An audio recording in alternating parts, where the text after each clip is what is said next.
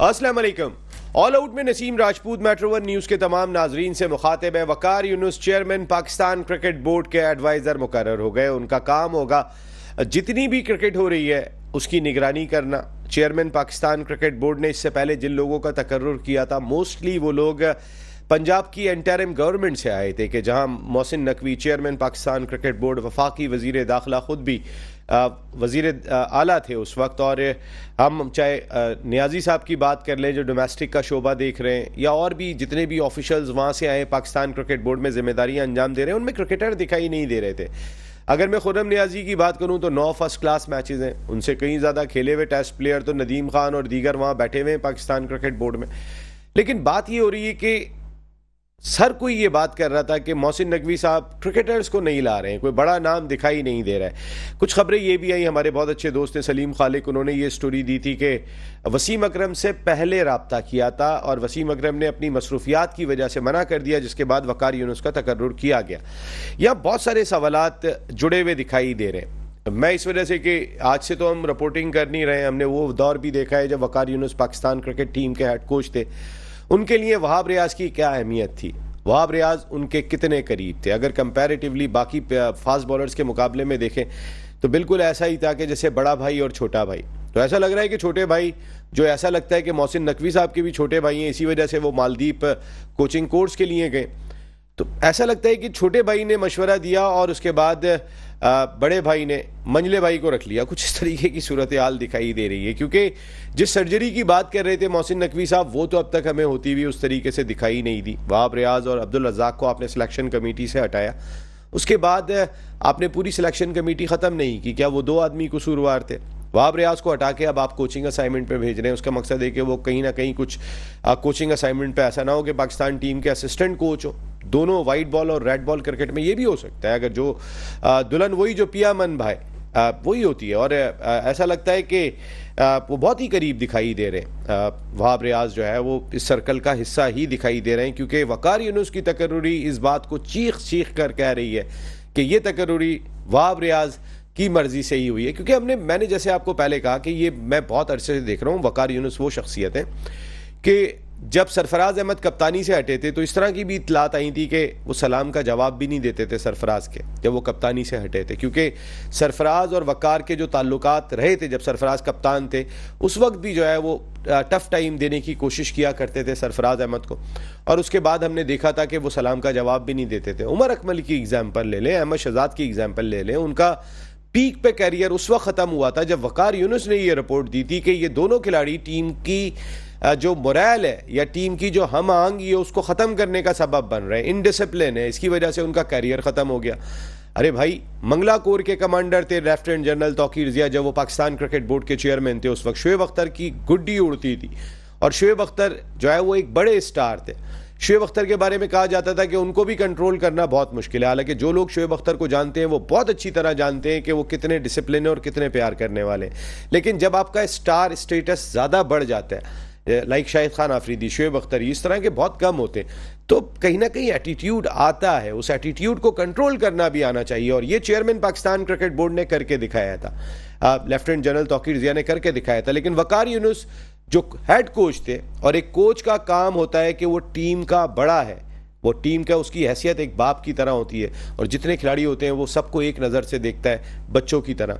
और वो अगर ये बात कहे कि ये खिलाड़ी मुझसे नहीं समझ रहे, तो क्या आप अपने बच्चे को बाहर कर देते हैं कि ये बच्चा ज़्यादा शरारती है, शैतान है, इसको बाहर कर देंगे? ऐसा तो कहीं पर भी नहीं होता।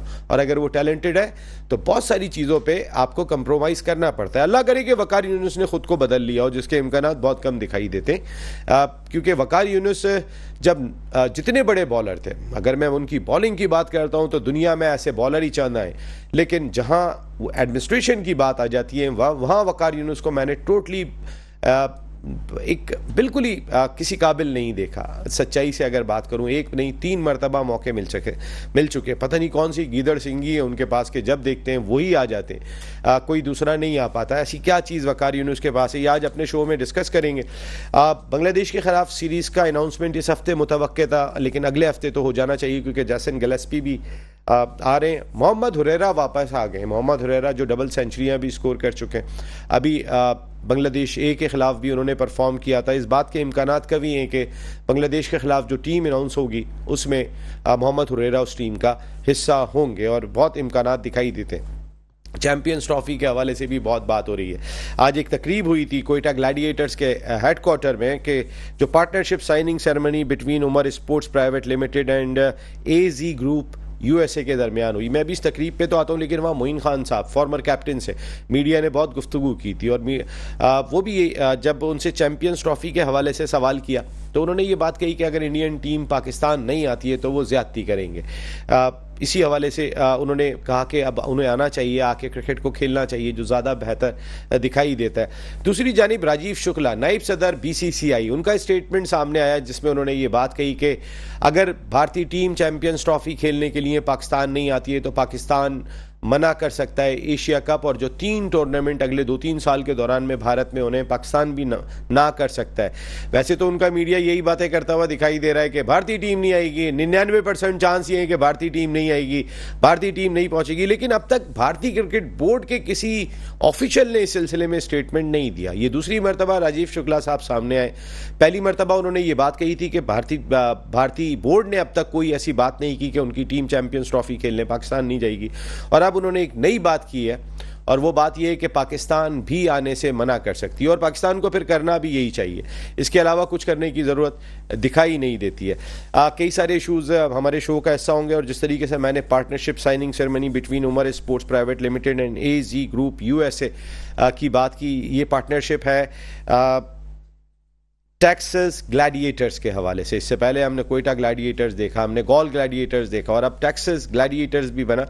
हमारे साथ गुफ्तगू के लिए मौजूद है, स्टूडियो में हमें ज्वाइन किया है पाकिस्तान क्रिकेट का बड़ा नाम, एक बड़े डिपार्टमेंट के स्पोर्ट्स हेड, फॉर्मर कैप्टन रहे उस डिपार्टमेंट के, कई टॉप क्लास खिलाड़ियों को लीड किया, कई खिलाड़ियों को प्रोड्यूस किया पाकिस्तान क्रिकेट के लिए क्योंकि इनकी आई ज़बरदस्त मानी जाती है और हमारे बहुत ही ज़बरदस्त एनालिस्ट हैं शुएब हबीब भाई। Thank you very much Shoaib भाई, आपका बहुत बहुत शुक्रिया। जबकि आज जो साइनिंग सेरेमनी हुई थी उसमें chairman Quetta Gladiators, chairman Umar group और उनके साथ कराची रीजनल क्रिकेट एसोसिएशन के प्रेसिडेंट मिस्टर नदीम उमर साहब थे और उनके साथ अजहर कासमी साहब जो CEO in national cricket league USA ए और एजी ग्रुप के भी रूह रवा हैं। उन्होंने इस साइनिंग सेरेमनी में पार्टिसिपेट किया था जिसके तहत टेक्सास ग्लैडिएटर्स के हेड कोच भी फॉर्मर कैप्टन मोइन खान होंगे और खिलाड़ियों का इंतखाब करीब किया जाएगा। नेक्स्ट मंथ इनका ड्राफ्ट होने जा रहा है। इस वक्त टेलीफोन लाइन पर हमें ज्वाइन किया है CEO national cricket league USA AG group mister Azhar Qasmi हमारे साथ मौजूद हैं, जबकि उनके साथ हमें ज्वाइन किया है कोयटा ग्लैडिएटर्स के सीईओ सीनियर क्रिकेट एनालिस्ट और मैच्योर गोल्फर, ज़बरदस्त किस्म की गोल्फ भी करते हैं, अजहर हमीद साहब ने। थैंक यू वेरी मच आप दोनों साहिबान का। अजहर कासमी साहब, मैं आपसे आगाज़ लूँगा। 4 to 14 अक्टूबर आपकी ये नेशनल क्रिकेट लीग होने जा रही है। ये कुछ तस्वीरें भी हमारी इस वक्त स्क्रीन पे चल रही हैं जो आज तकरीब हुई थी। तो किस तरीके का इवेंट आप देख रहे हैं, क्योंकि जो रिसेंट पास्ट में इंडिया पाकिस्तान का मुकाबला न्यूयॉर्क में हुआ, वर्ल्ड T20 का इनेकाद किया गया, क्रिकेट बहुत तेजी से यूएसए में फल रही फूल रही है। जी सर। जी अजहर भाई, अस्सलाम वालेकुम। वालेकुम सलाम। जी हाँ, तो ये हमारा एक नेशनल क्रिकेट लीग हो रहा है जो आपने कहा अक्टूबर 4 से 14 को, जिसमें सारे हमारे पास इंटरनेशनल प्लेयर्स भी हैं, इसमें कोचेस भी हैं। आज हमने जो साइन अप किया टेक्सास ग्लैडिएटर्स का उमर भाई के साथ, और we are very very happy के having Quetta in our in national cricket league as a team. So as Pakistanis, we're very proud because Umar Sports have done so much for Pakistan, and so we are very happy to be part of them in National Cricket League. बिल्कुल, आज जो signing ceremony हुई उसमें अजहर हमीद साहब का बहुत ही important role रहा था इस तमाम कॉन्ट्रैक्ट को लेके आगे बढ़ने में, और जिस तरीके से वो उमर क्रिकेट एकेडमी को लीड कर रहे हैं। नदीम उमर साहब के जो ख्वाब हैं कि ज़्यादा से ज़्यादा प्लेयर्स दे रहे हैं, अजहर हमीद साहब इस जानिब भी बहुत ही शानदार अंदाज से काम कर रहे हैं। अजहर हमीद साहब हमारे साथ टेलीफोन लाइन पर मौजूद है। अस्सलाम वालेकुम अजहर हमीद साहब। अस्सलाम नसीम और अस्सलाम वालेकुम एवरीबॉडी जो इस वक्त के आपका शो देख रहे हैं। अजहर भाई, वैसे हम दोनों तो कोई सैकड़ों शो कर चुके हैं इससे पहले, जहां हम पहले चैनल पे हुआ करते थे। अजहर भाई ये बताइएगा, ये जो आज आपकी partnership signing ceremony between Umar sports private limited and AZ group US है, तो जिस तरीके से कोयटा ग्लैडिएटर्स, गॉल ग्लैडिएटर्स और अब टेक्सास ग्लैडिएटर्स। जी बिल्कुल नसीम, पहले तो अजहर कासमी साहब का बहुत शुक्रिया कि उन्होंने हमें चूज किया कि हमारे साथ एफिलिएशन करें और एक पार्टनरशिप बिल्ड करें। और जो कोयटा ग्लैडिएटर्स का PSL का एक्सपीरियंस और स्पेशली जो चेयरमैन नदीम उमर साहब लीड करते रहे 9 सीजन और अब 10वां सीजन आ रहा है, तो आप सोचें कि वेल्थ ऑफ एक्सपीरियंस और वेल्थ ऑफ विजडम, यानी अगर आप किसी फ्रेंचाइज लीग के अंदर जब आप अगर शामिल हों या उसका इनेकाद करें, तो मेरे ख्याल में एक बहुत बड़ी अपॉर्चुनिटी है दोनों तरफ से कोयटा ग्लैडिएटर्स के लिए कि जहां हम एक अमेरिकन लीग के अंदर जो है पार्टिसिपेट करेंगे एज एन एफिलिएट, और उसके साथ साथ हमारी कोशिश होगी कि जितना हमारा एक्सपीरियंस, जितना वेल्थ ऑफ विजडम हमारे पास मौजूद है वो ट्रांसफर हो टेक्सास ग्लैडिएटर्स की तरफ। और दूसरी तरफ जो हमारे लिए अपॉर्चुनिटी है जो कि NCL ने हमें प्रोवाइड किया है, वो ये कि हम अमेरिकन लीग के अंदर जो है पार्टिसिपेट करें और यहाँ पर कोयटा ग्लैडिएटर्स, फिर गॉल ग्लैडिएटर्स और अब अक्रॉस द अटलांटिक ओशन अब USA लीग के साथ हम अपना एक फुटप्रिंट बनाने जा रहे हैं। तो इंशाल्लाह आप देखेंगे हमारी जो पार्टिसिपेशन अभी एफिलिएट की है और उसके बाद भरपूर हो सकता है फ्रेंचाइजी भी हो आगे चल के। So it's just the beginning और there is lot to come forward. Azhar Amir sahab, मैं ये समझूं कि जो इससे पहले नदीम उमर साहब ने पहले बहुत कोशिश की थी कि जो इमारात में लीग हो रही है वो उसके ऑनर हों और उसको ऑर्गेनाइज करें बेहतर अंदाज से, लेकिन अनफॉर्चुनेटली वो तो नहीं हो सका। फिर हमारी एक डेस्टिनेशन बनी श्रीलंका, जहां गॉल ग्लैडिएटर्स ली थी। तो क्या हम ये समझ सकते हैं कि ग्लैडिएटर्स की नई डेस्टिनेशन अमेरिका है? देखिए नसीम, जिस तरह की सोच नदीम उमर साहब रखते हैं और जिस तरह से वो कोयटा ग्लैडिएटर्स को लेके चल रहे हैं, तो हमारे लिए जो ऑप्शंस हैं वो बहुत ओपन है। और हमने यानी जब आप मुत्तहदा अरब इमारात की बात करते हैं, तो जो ब्रेन चाइल्ड था वो नदीम उमर साहब का ही था। और वो अलग बात है कि जो वो लीग उस वक्त स्टार्ट नहीं हुई, बाद में हुई, और फिर हम श्रीलंका में हमने पार्टिसिपेट किया। तब हम USA में जा रहे हैं।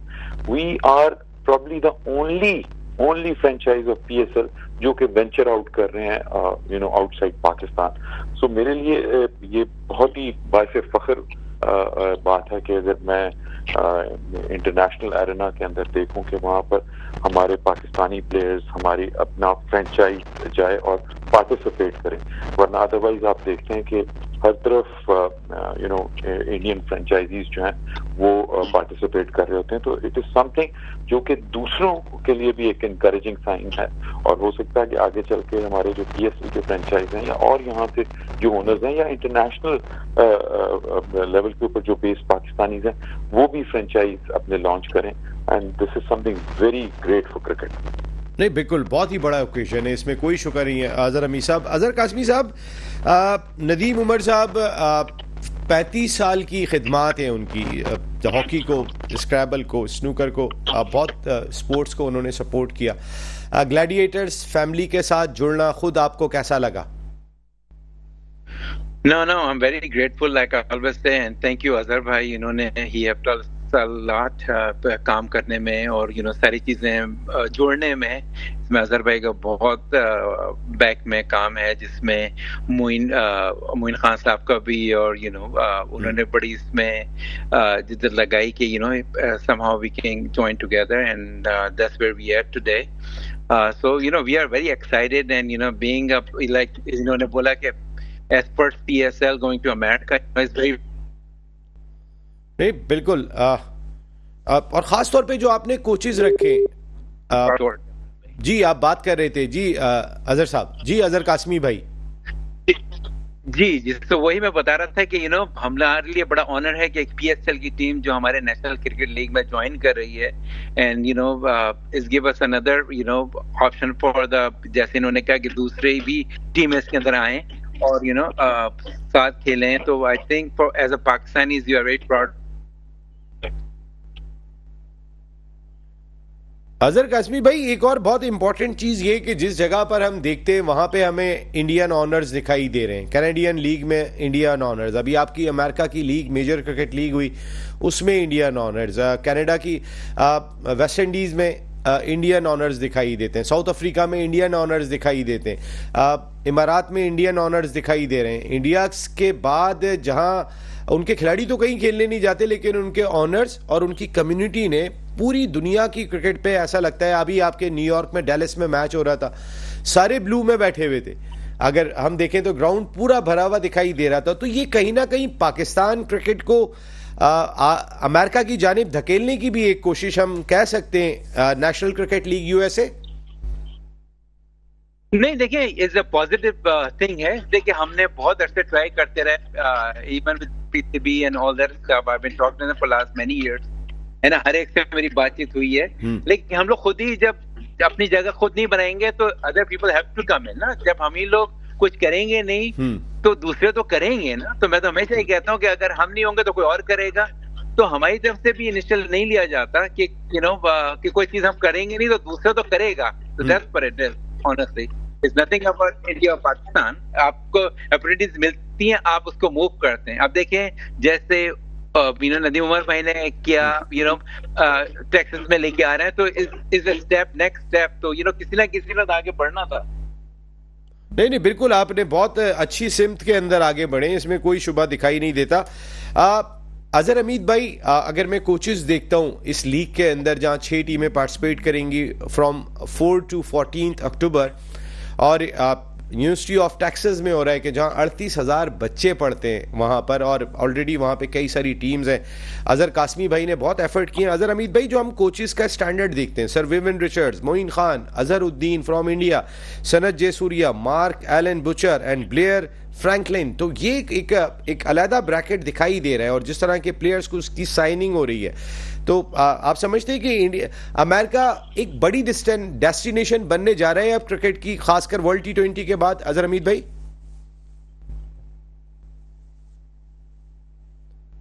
अजहर हमीद भाई, आपको आवाज आ रही है? बहुत बहुत मुबारकबाद अजहर कासमी साहब को कि इन्होंने जो ये इनिशिएटिव लिया है, ये बहुत ही हाई प्रोफाइल किस्म की लीग है।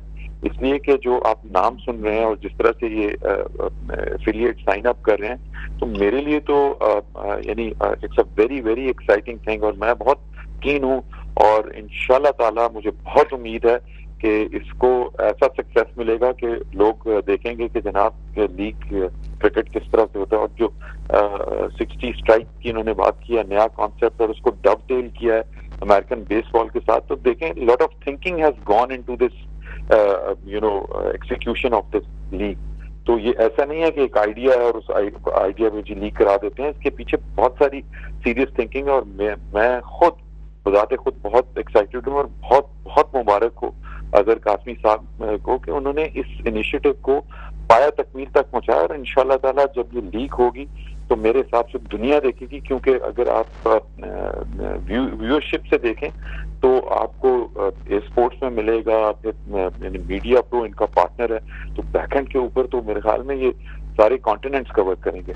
और इंशाल्लाह ताला जिस तरह से इनके प्रोग्राम है और जिस यूनिवर्सिटी के इन्होंने ग्राउंड बनाया है, मैं तो I am looking forward to के एक इश्तियाक होता है जिस तरह आप PSL का वेट करते हैं, मैं इस वक्त जो है इनकी जो NCL की लीग है उसका वेट कर रहा हूँ कि कब स्टार्ट हो और किस तरह को हम इस क्रिकेट देखें और ये किस तरह से कल्मिनेट होती है। तो मेरे लिए ये बहुत ही एक फख्र की बात है कि कम से कम एक पाकिस्तानी ने इतना बड़ा इनिशिएटिव लिया है। और बिल्कुल सही कहा अगर नहीं कि जहाँ स्पेस मौजूद है, अपॉर्चुनिटी है, तो आप उस अपॉर्चुनिटी को ग्रैब करें, और जब उस अपॉर्चुनिटी को ग्रैब करके उसको अच्छी तरह एक्सिक्यूट कर लें तो फिर आप खुद देखें कि किसकी तारीफ होगी। बेसिकली तो पाकिस्तान की, और फिर आपकी जो कम्युनिटी है वहां पर वो, और प्लस यहाँ पे बैक हियर इन पाकिस्तान, हमारे लिए तो ये बायसे फख्र बात है कि हमारा कोई पाकिस्तानी इस लेवल पे जाके इस तरह की लीग का इनेकाद करे। Wish you a very good luck both Azhar, आप दोनों को बहुत बहुत मुबारकबाद, कोयटा ग्लैडिएटर्स को और उमर ग्रुप को बहुत बहुत मुबारकबाद, और इसके साथ साथ नेशनल क्रिकेट लीग यूएसए को बहुत बहुत मुबारकबाद। Wish you a very good luck आप दोनों को कि इंशाअल्लाह पाकिस्तान क्रिकेट के लिए जिस तरीके से अजहर कासमी भाई आप काम कर रहे हैं, वहाँ बैठ के आपने जो शानदार इनिशिएटिव लिया और 2-3 दिन में जो अजहर हमीद भाई की जो स्पीड है और उन्होंने सारा काम मुकम्मल किया, हम उम्मीद करते हैं कि अक्टूबर में टेक्सास ग्लैडिएटर्स की परफॉर्मेंस का स्टैंडर्ड भी बहुत हाई होगा। And thank you very much Azhar Qasmi साहब एंड अजहर हमीद साहब, हमसे बात करने का बहुत शुक्रिया। प्रोग्राम में एक ब्रेक शामिल कर रहे हैं, ब्रेक के बाद वापस आते हैं तो फिर हमारी बात होगी जरा वकार यूनुस पे। ब्रेक के बाद ऑल आउट में एक मरतबा फिर आपको खुश आमदीद कहते हैं। शुएब हबीब भाई का हमने तारुफ करा दिया था और हमारे दूसरे ज़बरदस्त किस्म के analyst farmer first class cricketer Sajid Khan भाई भी हमें अमेरिका से ज्वाइन कर चुके हैं। और अब से पहले आपने गुफ्तगू सुनी होगी जो डैलस के अंदर नेशनल क्रिकेट लीग होने जा रही है, उस हवाले से बात की थी। अब हम ज़रा आ जाते हैं वकार यूनुस के हवाले से। साजिद भाई, आपके दोस्त की आपने तस्वीर शेयर की थी सोशल मीडिया पे वकार यूनुस के साथ, वो अब एडवाइजर आ गए, किस तरह देखा आपने इस तकर्रुरी को? बहुत शुक्रिया नसीम भाई, आपको उस्ताद मोहतरम शुएब भाई को और दुनिया भर में जितने भी ऑल आउट प्रोग्राम देख रहे हैं पसंद करने का बहुत शुक्रिया। यकीनी तौर पर सोशल मीडिया पर तस्वीर यकीनी तौर पर जो यहाँ पर ह्यूस्टन में मुलाकात हुई थी वर्ल्ड कप के दरमियान उस वक्त थी, और पाकिस्तान क्रिकेट बोर्ड में बड़ी अहम पोस्ट पर है। मगर ये चीज नसीम भाई आपको शुएब भाई को बताते चलूं, मेरे ख्याल में मेरे अपने जराए बताते हैं, वसीम भाई से बात हुई थी और मैं समझता हूँ मेरी जो नाकस राय है ये समझता हूँ वसीम अकरम के जितने मसरूफियात हैं, और वसीम अकरम ने मेरे ख्याल में जो मेरे अपने जराए बताते हैं वकार का नाम मेंशन किया है। वकार जिस तरह पाकिस्तान क्रिकेट बोर्ड में इस नई जॉब पर आए तो मैं ये समझता हूँ जॉब जो है ना बड़ी इम्पोर्टेंट जॉब है, और जॉब को मैं ये समझता हूँ पाकिस्तान क्रिकेट बोर्ड में मौजूदा सैयद मोहसिन नकवी साहब जो यकीनी तौर पर वज़ीर दाखिला है, पीसीबी के चेयरमैन है, तमाम क्रिकेट के मामला जो यकीनी तौर पर वकार यूनुस साहब को सौंपीदारी है पाकिस्तान में जो कोचिंग के हवाले से जिनका जो पास रहा है वो क्लियर। अच्छा फैसला है साजिद भाई? नहीं नसीम भाई, ये फैसला बैकफायर कर जाएगा मेरे हिसाब से। मैं ये समझता हूँ जो मेरी अपनी आकस राय जो इंजी को ला रहे हैं, इंजी के साथ में समझते हैं जो कमेटी बना रहे हैं ना उसमें इंजी के साथ मोइन खान को लेके आना चाहिए। पाकिस्तान का बहुत बड़ा नाम है। देखिए वकार इतनी जल्दी इतने बड़े फैसले अगर सिलेक्ट आज सबसे बड़ा फैसला भाई, आज मोइन खान साहब मौजूद थे एक तकरीब में, मैं भी मौजूद था कोयटा ग्लैडिएटर्स की, और मोइन खान साहब ने स्ट्रेट मना कर दिया कि जब तक आजम क्रिकेट खेल रहे मैं पाकिस्तान क्रिकेट बोर्ड में कोई जिम्मेदारी नहीं संभालूंगा। लेकिन मेरा कहने का मकसद है आपके भाईजान को जिम्मेदारी दी जाए तो भाईजान मना कर देते हैं, ये क्या बात हुई? हाँ नसीम भाई, ये लकमिया फिक्री है, इनको जिम्मेदारी देखनी चाहिए। जब पाकिस्तान क्रिकेट टीम इंडिया के खिलाफ मैच हारती है 8-9 लड़के चेंज कर दें, पोस्टमार्टम कर दें, नए लड़के लेके आए, ये तो बयान यकीनी तौर पर उनका बहुत अच्छा था। आईसीसी की कमेंट्री कर रहे थे, बहुत बड़ा नाम है, मगर मुल्क को आपकी जरूरत है। इस मुल्क ने आपको इतना कुछ दिया, मुल्क में क्रिकेट की साख को गिरते हुए मैं समझ को संभालना चाहिए, एडवाइजर बनना चाहिए। एडवाइजर नहीं बन सकते तो क्रिकेट बोर्ड में आगे जो क्रिकेट की मुश्किलात है, ग्रुपबंदी कब नहीं होती थी 90 से लेकर 2024 अलग ग्रुप में थे। साजिद भाई आपने तो आंखों से देखा है, वसीम और वकार दोनों अलग ग्रुप में थे, फिर अब वसीम अकरम को रिकमेंड कर रहे हैं वकार यूनुस को। और साजिद भाई बताइए, ऐसे प्लेयर को रिकमेंड कर रहे हैं जो सरफराज के सलाम का जवाब नहीं देते, जिन्होंने उमर अकमल अहमद शहजाद का करियर खत्म कर दिया, क्या सब चीजें भूल जाएं? 3 मरतबा उन्हें मौका मिला, एक मरतबा भी वो डिलीवर नहीं कर सके। वो ग्रेटेस्ट फास्ट बॉलर थे, लेकिन एज ए एडमिनिस्ट्रेटर वो कभी भी कामयाब नहीं रहे। साजिद भाई 200% नहीं रहे। और जो सरफराज का जिक्र किया यकीनी तौर पर 2015 में उनको यही नहीं पता तीसरा ओपनर कौन है, और सरफराज की जहाँ तक सेंटर कॉन्टैक्ट की बात हो रही है उसको एक कैटेगरी सेंटर कॉन्टैक्ट में ये शामिल होंगे। टीम तमाम क्रिकेट के मामले में ये होंगे। अब सरफराज होंगे समझ लो साजिद भाई, अब कहाँ सरफराज को एक कैटेगरी में सेंटर कॉन्टैक्ट देना चाहिए। सरफराज को पहला टेस्ट मैच खिलाना चाहिए अगेंस्ट न्यूजीलैंड। 4 साल में तारीखी जो कमबैक किया पाकिस्तान की हिस्ट्री में कोई भी ऐसा पाकिस्तान का विकेट कीपर बैट्समैन नौजवान का तो मेरा सवाल भाई बिल्कुल सरफराज को मिलना चाहिए। अभी तो हम सेंट्रल कॉन्ट्रैक्ट की बात नहीं कर रहे, स्पेसिफिक वकार के बारे में मैं बात कर रहा हूं कि आप मुतमईन नहीं है वकार की तकर्रुरी से? 200% नहीं हूं मैं समझता हूं। शुएब भाई के भी इस पे कमेंट्स नहीं लिए। शुएब भाई आप मुत्तफिक है वकार यूनुस की जो तकर्रुरी की गई है? और हमने तो ये देखा था कि वहाब रियाज और वकार यूनुस बहुत करीब थे, वहाब रियाज के बड़े भाइयों की तरह वकार यूनुस को मैंने देखा है। बाकी फास्ट बॉलर एक जगह, वकार यूनुस एक जगह, तो इसका मकसद है आज भी वकार यूनुस की वहाब रियाज की ही सुनी जा रही है। वसीम अकरम तो मेरे ख्याल से सिर्फ दिखाने का मोहर है। बिस्मिल्लाहिर्रहमानिर्रहीम। देखें इस पे क्या नाम है, वकार पे भी आता हूँ। वसीम अकरम का तो ज़बरदस्ती का शोशा छोड़ दिया गया है, कोई ऐसी चीज़ नहीं है, कोई वसीम से कॉन्ट्रैक्ट वगैरह नहीं हुआ था, ये तो शोशा छोड़ा गया। आज ये मैंने कहा ना, हमारे दोस्त सलीम खालिक की भी स्टोरी थी है।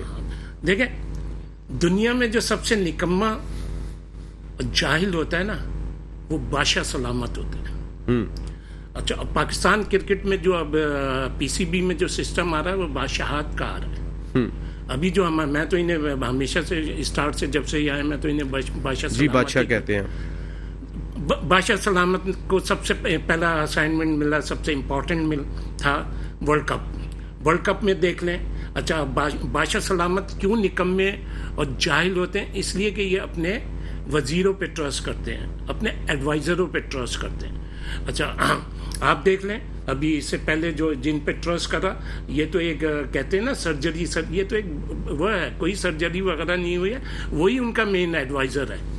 सर्जरी के नाम पे जो कहा गया है ना कि वहाब को हटा दिया या इसको हटा दिया, आपका क्या नाम है, अब्दुल रज़ाक।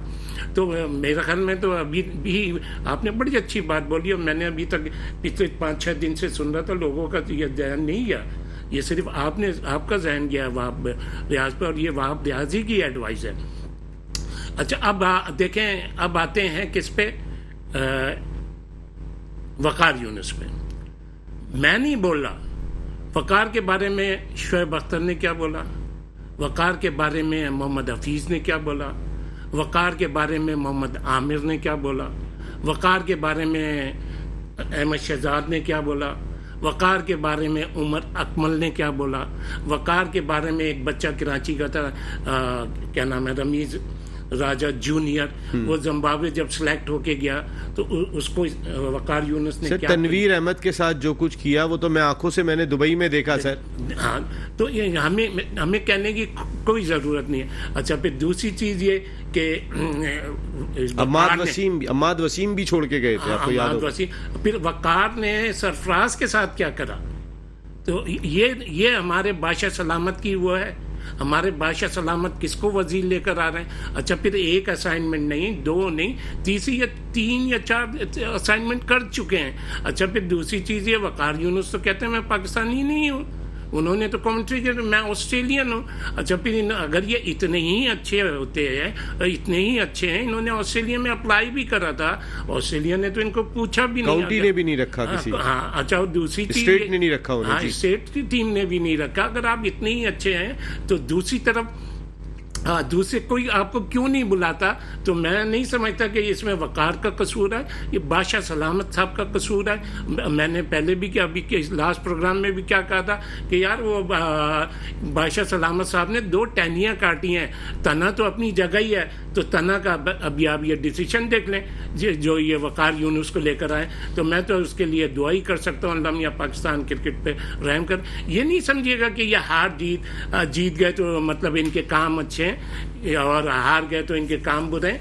इनका भी नज़र ही क्या आया था, इन्होंने क्या करा था। अच्छा, अब जैसे अभी आप मेरे ख्याल में आपने अपने इंट्रो में वो नहीं बताया, सेकंड जो मैच बांग्लादेश पाकिस्तान से लड़के जीता उसके बारे में नहीं।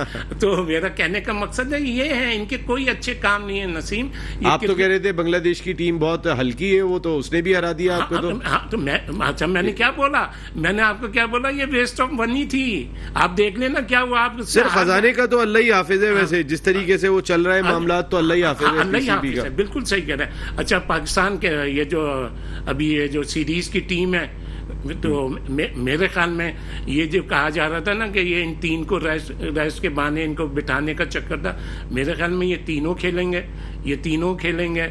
अबरार आ जाएगा, बाकी क्या है, कोई नहीं, 6 लड़के वही होंगे। 13 लड़के तो हमारे तो आपको पता है बांग्लादेश के खिलाफ जो खेलते हैं वही ऑस्ट्रेलिया के खिलाफ खेलते हैं, आयरलैंड के खिलाफ खेलते हैं, वो इंडिया के खिलाफ यही तो खेलते कह रहा हूँ ना, हमारे तो खिलाड़ी छोड़ना ही नहीं चाहते और हम नई बेंच स्ट्रेंथ बनाना ही नहीं चाहते। नसीम खिलाड़ी क्यों यार, मैं तो खेलने आया हूँ ना, तो मैं तो खेलूं। अब मैं यहाँ प्रोग्राम में आपने मुझे बुलाया तो मैं तो बोलूंगा ना, आप नहीं बुलाएंगे तो नहीं बोलूंगा ना। तो खिलाड़ी खुद से तो नहीं खेल लेना, इनको चाहिए ना। अब ये देखते हैं क्या डिसीजन लेते हैं आने के बाद। ये टीम तो यही खेलेगी। अगर यहाँ टीम उड़ गई तो ये इनको अपनी सीटों के लाले पड़ेंगे।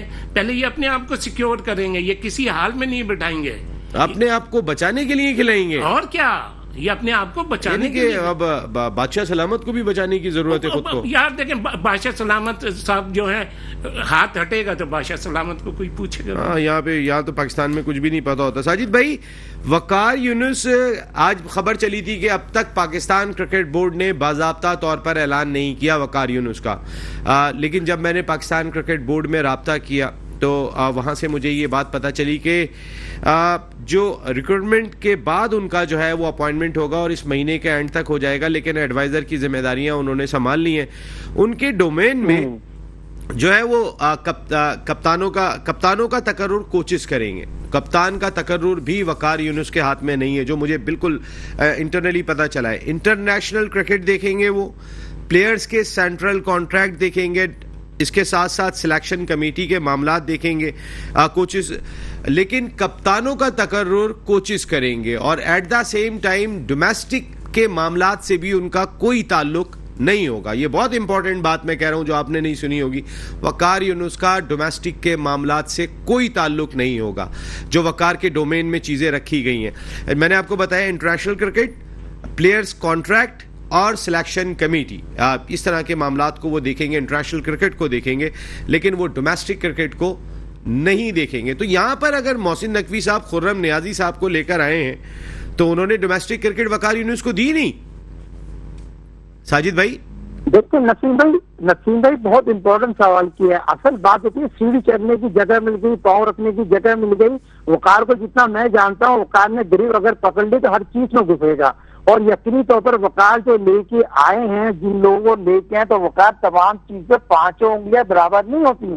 और वकार पूरी ग्रिप के साथ आया। पिछले 3 दिन से पाकिस्तान क्रिकेट बोर्ड में काम कर रहा। आपकी इंपॉर्टेंट खबर आपने दी, और कल जैसा कि मैं परसों आपके बिजी चैनल पर सुनता था, आपने उसको भी खबर ब्रेक की थी, जो वहाब रियाज के हवाले से।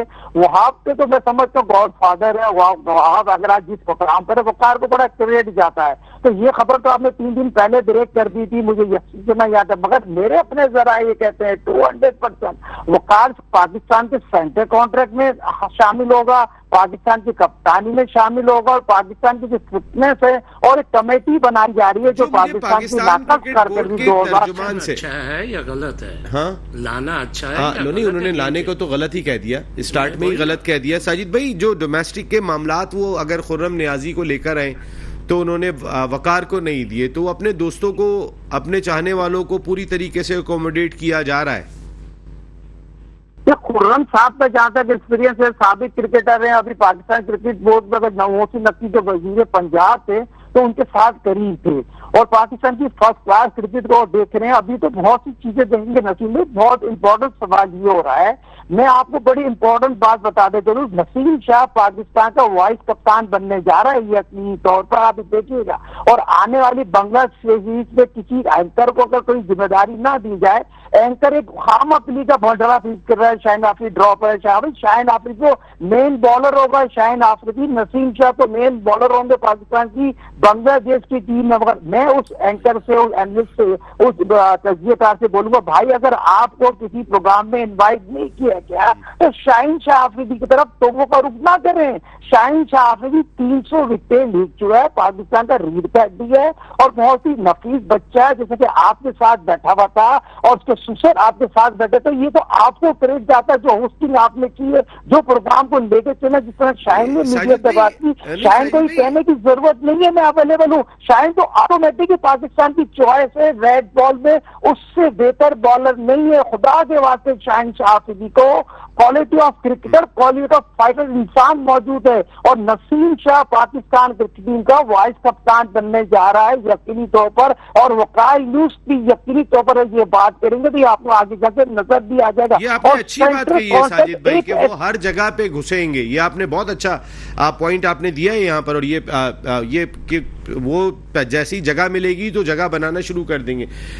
जो मुझे सोर्सेज से पता चला है, हमारा वाइट बॉल कोच का तकर्रुर सिर्फ एक आदमी का इस्तेकाक है, और वो आपका वाइट बॉल का हेड कोच है गैरी क्रिस्टन। आपके रेड बॉल टीम के कोच का, कप्तान का तकर्रुर कोई दूसरा नहीं करेगा, सिर्फ और सिर्फ ये इख्तियार दिया गया है आपके रेड बॉल कोच जैसन गिलेस्पी को। और जैसन गिलेस्पी ने कप्तानों के हवाले से जो भी बात हो रही थी, शान मसूद ही लीड करेंगे, इस चीज़ को कंफर्म कर दिया है। जबकि नवंबर के अंदर वाइट बॉल क्रिकेट है जहां गैरी क्रिस्टन फैसला करेंगे। ये कैसा आपको लगा कि दो चीज़ें बताइएगा, एक तो डोमेस्टिक क्रिकेट वकार को ना देना, और दूसरा कप्तानों का तकर्रुर आपके दोनों फॉरेन कोचेस करेंगे, रेड बॉल और वाइट बॉल के। देखिए मेरे ख्याल में तो एक तरीके से इन्होंने वो रखा है, लेकिन ये तो डिसाइडेड है। शान तो रेड बॉल का कैप्टन है, आज अभी तक मेरे ख्याल में चैंपियंस ट्रॉफी में कप्तान भी बाबर ही होगा। अच्छा, अभी जैसे बाबर होगा, हाँ बाबर कप्तान होगा, और इसमें यही शान ही है। अभी लास्ट हमने प्रोग्राम में जो टीम आप लोगों ने बोली थी, मैंने तो नहीं बोली थी, उनमें तो ये तीनों नहीं थे कि इनको तीनों को रेस्ट कराओ। अब माशाल्लाह अभी मैं सुन रहा हूँ कि शाहीन को होना चाहिए, शाहीन ये है, तो इन चीज़ों से अच्छा नहीं लगता। पाकिस्तान की टीम तो ये अगर मैंने बात की थी तो मैंने दो को ड्रॉप किया था। नहीं कह रहा, मैंने वकार, मैंने बाबर और रिजवान को ड्रॉप किया था। ओके। और अब मैंने शाहीन हमारी टीम है भाई, प्रोग्राम निकाल के देख लें, शाहीन को हमने कहीं भी ड्रॉप नहीं किया है। शाहीन को तो हमने दो वीक पहले प्रोग्राम में सपोर्ट किया, और शाहीन को हमारी लिस्ट में है भी ड्रॉप करने वाला, और शाहीन को तो हमने जब भी प्रोग्राम किया है शाहीन को सपोर्ट किया है। आ रहा हूँ मैं आपके पास आ रहा हूँ। जी आप बता रहे थे। कोई टीम चेंज नहीं होगी, कुछ नहीं होगा, सिर्फ वो आएगा, क्या नाम है, हुरैरा। नहीं कोई हुरैरा वगैरह 14 में आ जाए तो आ जाए। 11 में नहीं आते, दोनों टेस्ट में नहीं होंगे, सरफराज भी नहीं होंगे, रिजवान खेलेंगे। होगा मतलब 13 में सरफराज और अबरार ये ले लें और वो आ जाएगा। सरफराज 11 में नहीं होगा, पहला टेस्ट आपके ख्याल में खेलना चाहिए? बता देता, आपके ख्याल में खेलना चाहिए? क्यों नहीं खेलना चाहिए? खेलना चाहिए कि उसके साथ जाती हुई है, क्यों नहीं खेलना चाहिए? बिल्कुल। अच्छा, ये जो कोचेस कप्तान का तकर्रुर करेंगे, ये जवाब रह गया, ये आपको कैसा लगा? यार ये सब बादशाह सलामत वाली बातें हैं, सब डिसाइडेड है, सब वो ये सिर्फ मीडिया वो करना है अपने प्रोग्राम को। वकार यूनुस को चेंज हो जाएंगे? यार बात सुने, हर इंसान का रंग होता है, अब वो अपना रंग दिखाता है, और ओहदे पे आने के बाद दिखाता है। ओहदे से पहले तो बड़ा हम्बल है। हाँ, और ये अपना रंग दिखा चुके हैं, वही रिपीट करेंगे ना, कोई नई चीज तो नहीं करेंगे ना। आपके ख्याल में कि वो उनके लिए हर खिलाड़ी एक आंख से नहीं देखेंगे? जो उनकी पास परफॉर्मेंस है उस पे ये फेल है, तो फिर पाकिस्तान क्रिकेट कहाँ जाएगी? बादशाह सलामत से पूछें। आपकी क्रिकेट का तजुर्बा क्या कहता है कि अब जब ये भी तकर्रुरी हो गई है तो अब पाकिस्तान क्रिकेट कहाँ जाती हुई लग रही है आपको? मैंने आपको हमेशा क्या बोला, आखिरी कील ठोक दी है इन्होंने वकार यूनुस को लाके। जब तक ये बादशाह सलामत नहीं हटेंगे और नए लोग नहीं आएंगे, नहीं चलेगी पाकिस्तान क्रिकेट टीम। नहीं खेलते रहेंगे, आप हारते भी रहेंगे, जीतते भी रहेंगे, इंडिविजुअल परफॉर्मेंस भी होती रहेगी। जो एक इंटरनेशनल मकाम होता है, जो एक डोमेस्टिक की रिस्पेक्ट होती है, वो चीज अभी वापस नहीं आ सकती। साजिद भाई, ऑलरेडी हमारी क्रिकेट बहुत नीचे जा चुकी है, तो आपको क्या लग रहा है कि वकार यूनुस के आने के बाद मजीद पस्ती की जानिब सफर शुरू हो जाएगा, या वो खुद को बदल लेंगे? देखिए, मेरे क्या कतल ना करें, सरफराज को पूरा सफिशिएंट मौका मिलना चाहिए। सरफराज पहली चॉइस है। अगर सरफराज को अगर यहाँ ड्रॉप किया और सरफराज को ना खिलाया तो क्रिकेट का मैच का कतल होगा। सरफराज डिजर्व करता है टेस्ट मैच में, और शाहीन तो वैसे ही खेलेगा। जो खुद की बात की जा रही है ना वकार का, तो वकार को यही चीजें बतानी है, जैसे कि उनको दाग लगा हुआ है, इन्होंने मैरी का कत्ल किया था 2015 में, सरफराज को थर्ड ओपनर समझा, जितना शाहिद ने ड्रॉप किया था सरफराज को ओडीआई से। और ये चीजें नहीं होना चाहिए, खुला इंसाफ करें और पाकिस्तान बांग्लादेश के खिलाफ सीरीज जीतने के लिए अपनी सीनियर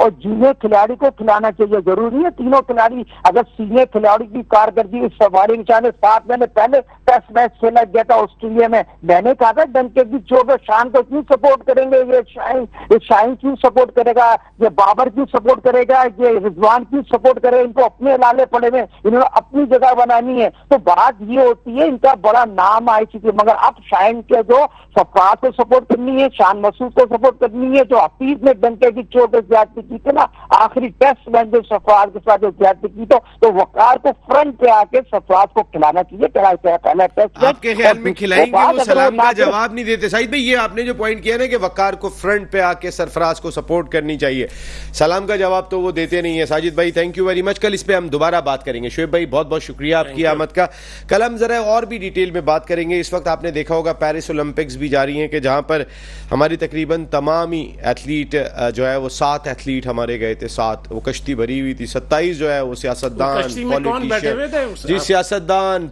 जो है वो आपके ऑफिशियल्स, वो उनसे भरी हुई थी और वो हाथ ऐसे से हिला रहे थे जैसे पेरिस फतह करके आएंगे, सारे मेडल वही जीत के आएंगे। तो राना सनाउल्लाह साहब बैठे हुए, हाँ कई जगह पे बैठे हुए, एक जगह पे नहीं, आजकल वो बहुत डिस्कस हो रहे हैं इस हवाले से। लेकिन अरशद नदीम से हमें होप है, एक उम्मीद हमारी वाहिद दिखाई देती है, जहाँ पे हमारे इतने सारे मसाइल दिखाई दे रहे हैं मुल्क भर में, वहाँ पे स्पोर्ट्स के बारे में कहते हैं कि सोचना भी महाल है, नहीं सोचना चाहिए। लेकिन कैसे नहीं सोचना चाहिए, आपका मुस्बत चेहरा क्या जाना ही नहीं चाहिए फिर सारी दुनिया में, और उसके लिए स्पोर्ट्स के लिए ज़रूर सोचना चाहिए। या नसीम राजपूत अपनी पूरी प्रोडक्शन टीम के साथ चाहता है इजाज़त। ज़िंदगी रही तो फिर कल रात को 10 बजे आपसे फिर मुलाकात हो रही है। टिल देन अल्लाह निगहबान।